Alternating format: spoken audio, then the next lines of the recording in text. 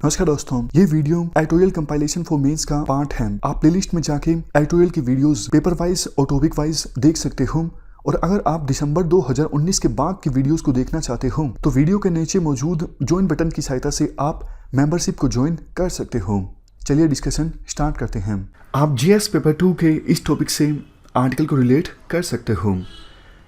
2010 में Madras bar association case में supreme court की कॉन्स्टिट्यूशनल बेंच ने जो वर्डिक्ट दिया था उसमें कहा गया था, देखो जो ट्रिब्यूनल्स होते हैं उनमें मेंबर्स का टेन्योर 3 साल से ज़्यादा होना चाहिए।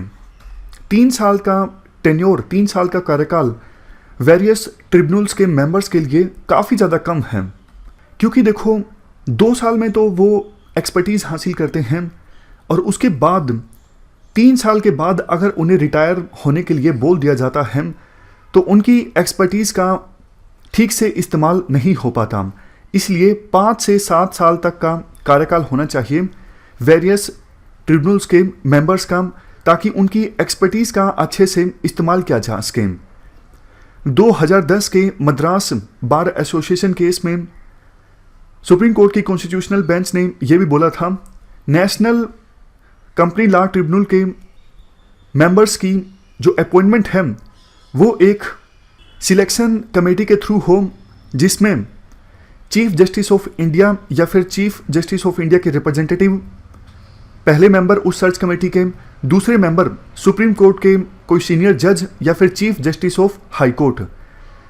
इसके अलावा 2 और मेंबर्स जो हों उस कमेटी में, वो देखो एक मिनिस्ट्री ऑफ फाइनेंस के सेक्रेटरी और दूसरे ministry of law and justice के सेक्रेटरी। समझ गए? मैं फिर से बोलता हूँ, मद्रास बार एसोसिएशन ये 2010 का केस था। इसमें सुप्रीम कोर्ट की कॉन्स्टिट्यूशनल बेंच ने कहा था कि देखो नेशनल कंपनी लॉ ट्रिब्यूनल के मेंबर्स की जो अपॉइंटमेंट है वो एक सिलेक्शन कमेटी के थ्रू हो। उस सिलेक्शन कमेटी में 4 मेंबर्स हों। पहले मेंबर सीजीआई या फिर सीजीआई के रिप्रेजेंटेटिव, दूसरे मेंबर सुप्रीम कोर्ट के सीनियर जज या फिर chief justice of high court, तीसरे मेंबर फाइनेंस मिनिस्ट्री के सेक्रेटरी, चौथे member ministry of law and justice के सेक्रेटरी। वैसे तो देखो ये जो बात बोली गई थी ये बोली गई थी नेशनल कंपनी लॉ ट्रिब्यूनल के मेंबर्स की अपॉइंटमेंट के लिए, बट देखो ये बात दूसरे ट्रिब्यूनल के मेंबर्स पर भी लागू होती है कि दूसरे ट्रिब्यूनल के मेंबर्स की जो अपॉइंटमेंट है वो कैसे होगी। इसके बाद 2017 में एक एक्ट आया, फाइनेंस एक्ट 2017। इस एक्ट में 26 सेंट्रल स्टैट्यूट्स को अमेंड किया गया था। इन अमेंडमेंट्स के थ्रू बहुत सारी पावर्स सेंट्रल गवर्नमेंट को दे दी गई थी। जैसे 19 ट्रिब्यूनल्स में मेंबर्स के लिए एलिजिबिलिटी क्राइटेरिया क्या होगा, सिलेक्शन प्रोसेस कैसे होगी, उनको रिमूव कैसे किया जा सकता है, उनकी सैलरीज, उनकी टेन्योर, दूसरी सर्विस कंडीशंस, ये सब डिसाइड करने की जो पावर्स हैं वो सेंट्रल गवर्नमेंट को दे दी गई थी इस फाइनेंस एक्ट 2017 के थ्रू। लेकिन इस एक्ट को चैलेंज किया गया सुप्रीम कोर्ट में। नवंबर 2019 में सुप्रीम कोर्ट की एक कॉन्स्टिट्यूशनल बेंच ने tribunal, appellate tribunal and other authorities qualification, experience and other conditions of service of members rules 2017 को स्ट्राइक डाउन कर दिया। मैं फिर से बोलता हूं, ट्रिब्यूनल से संबंधित जो रूल्स थे फाइनेंस एक्ट 2017 में, उन रूल्स को स्ट्राइक डाउन कर दिया गया नवंबर 2019 में सुप्रीम कोर्ट की एक कॉन्स्टिट्यूशनल बेंच के द्वारा। सुप्रीम कोर्ट ने यह कहा, भैया आप सारी की सारी जो पावर्स हैं सेंट्रल गवर्नमेंट को दे रहे हो 19 ट्रिब्यूनल्स के मेंबर्स की सर्विस कंडीशन को डिसाइड करने के लिए।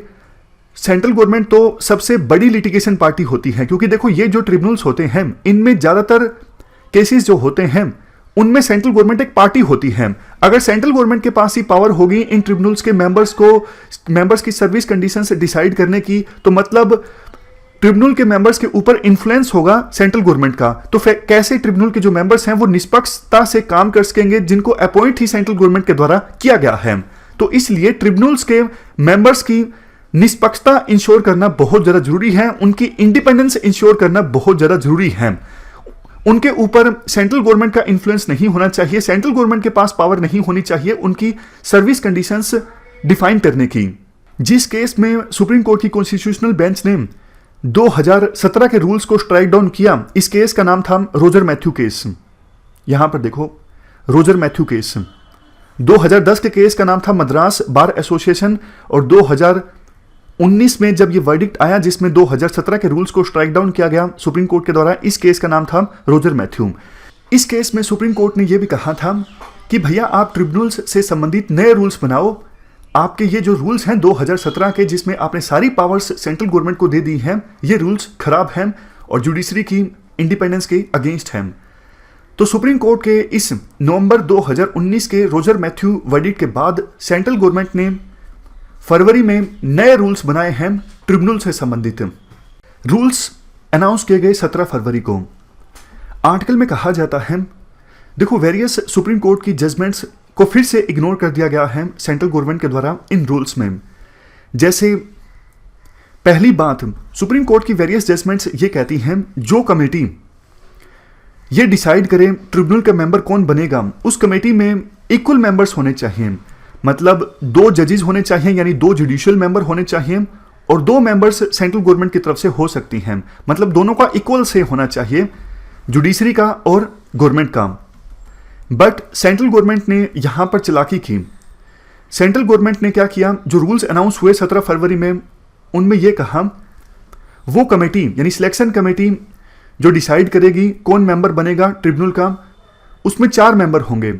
एक तो प्रेसिडेंट या फिर चेयरमैन या फिर चेयरपर्सन ऑफ ट्रिब्यूनल, एक मेंबर ये हो गया। दूसरा मेंबर सुप्रीम कोर्ट का कोई जज, और बाकी 2 मेंबर्स सेक्रेटरीज 2 मिनिस्ट्रीज के, एक मिनिस्ट्री ऑफ फाइनेंस और दूसरा ministry of law and justice. अब देखने में तो ये कमेटी ठीक लगती है, बट देखो यहां पर कमी ये है, काफी सारे ट्रिब्यूनल्स ऐसे हैं जैसे income tax appellate tribunal, custom excise and service tax appellate tribunal, CAT debt recovery appellate tribunal. इनमें इवन नॉन जुडिशियल मेंबर भी चेयरपर्सन बन सकता है, प्रेसिडेंट बन सकता है, चेयरमैन बन सकता है ट्रिब्यूनल का। तो सोच के देखिए, अगर इन ट्रिब्यूनल्स में कोई नॉन जुडिशियल मेंबर चेयरमैन है तो फिर वो मेंबर होगा किसका, कमेटी का। अब फिर से कमेटी में 3 मेंबर्स तो हो जाएंगे सेंट्रल गवर्नमेंट के, एक बच जाएगा जज। ये कब होगा, ये देखो उस सिचुएशन में होगा जब इन ट्रिब्यूनल्स में कोई नॉन जुडिशियल मेंबर चेयरमैन या फिर प्रेसिडेंट होगा। तो फिर वेरियस सुप्रीम कोर्ट की जजमेंट्स ने एक बात जो बोली थी कि सिलेक्शन कमेटी में आधे मेंबर होने चाहिए, 2 जज होने चाहिए और 2 सेंट्रल गवर्नमेंट की तरफ से होने चाहिए, वो बात तो फिर झूठ साबित हो गई। मतलब वैसा तो होगा नहीं, क्योंकि 3 मेंबर सेंट्रल गवर्नमेंट की तरफ से हो जाएंगे और 1 जज हो जाएगा। दूसरी चीज जो गलत है इन रूल्स में वो ये है, सुप्रीम कोर्ट की वेरियस जजमेंट्स ने यह कहा था कि ट्रिब्यूनल के मेंबर का जो कार्यकाल है वो देखो 5 से 7 साल का होना चाहिए, लेकिन रूल्स में यह प्रोविजन किया गया है कि ट्रिब्यूनल के मेंबर का जो कार्यकाल हो वो 4 साल हो। 4 साल भी देखो बहुत ज्यादा कम है। मतलब जो रूल्स अभी अनाउंस किए गए हैं 17 फरवरी को, उन रूल्स में सुप्रीम कोर्ट की वेरियस जजमेंट्स की बात नहीं मानी गई है। इसके अलावा एक प्रोविजन ये भी है, देखो अगर कोई एडवोकेट ट्रिब्यूनल्स में जुडिशियल मेंबर के लिए अप्लाई करना चाहता है तो उस एडवोकेट के पास कम से कम 25 साल का एक्सपीरियंस होना चाहिए। सोच के देखिए, 25 साल के एक्सपीरियंस की शर्त तो एडवोकेट के लिए हाईकोर्ट का जज बनने के लिए भी नहीं है। और अगर कोई वकील इतना ज्यादा एक्सपीरियंस्ड होगा, जिसके पास 25 साल से ज्यादा का एक्सपीरियंस होगा, वो क्यों 4 साल के ट्रिब्यूनल के मेंबर के कार्यकाल के लिए अपनी अच्छी चलती प्रैक्टिस को छोड़ेगा। तो मतलब एडवोकेट तो जुडिशियल मेंबर बन ही नहीं सकेंगे ट्रिब्यूनल के, इतनी कड़ी शर्तें सेंट्रल गवर्नमेंट के द्वारा रख दी गई हैं।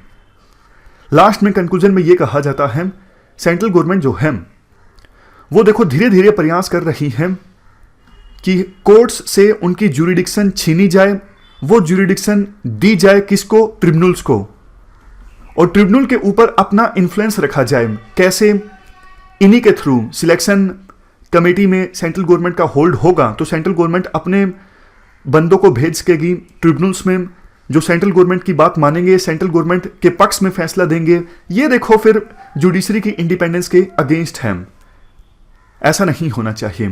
तो आवश्यकता ये है कि सुप्रीम कोर्ट 17 फरवरी को अनाउंस किए गए रूल्स को गंभीरता से ले, अदरवाइज सेंट्रल गवर्नमेंट आगे भी इसी प्रकार से कोर्ट्स की ज्यूरिडिक्शन को छीनती रहेगी, ट्रिब्यूनल्स को देती रहेगी और ट्रिब्यूनल्स के ऊपर अपना इन्फ्लुएंस बरकरार रखेगी और ट्रिब्यूनल्स को मजबूर करेगी डायरेक्टली इनडायरेक्टली अपने पक्ष में फैसला देने के लिए। इससे ट्रिब्यूनल्स में जो विश्वास है वो और ज़्यादा कम होगा। तो ये हमने पूरा आर्टिकल डिस्कस किया ट्रिब्यूनल्स की इंडिपेंडेंस से संबंधित। इस डिस्कशन में फिलहाल इतना ही है। Thank you very much for discussion.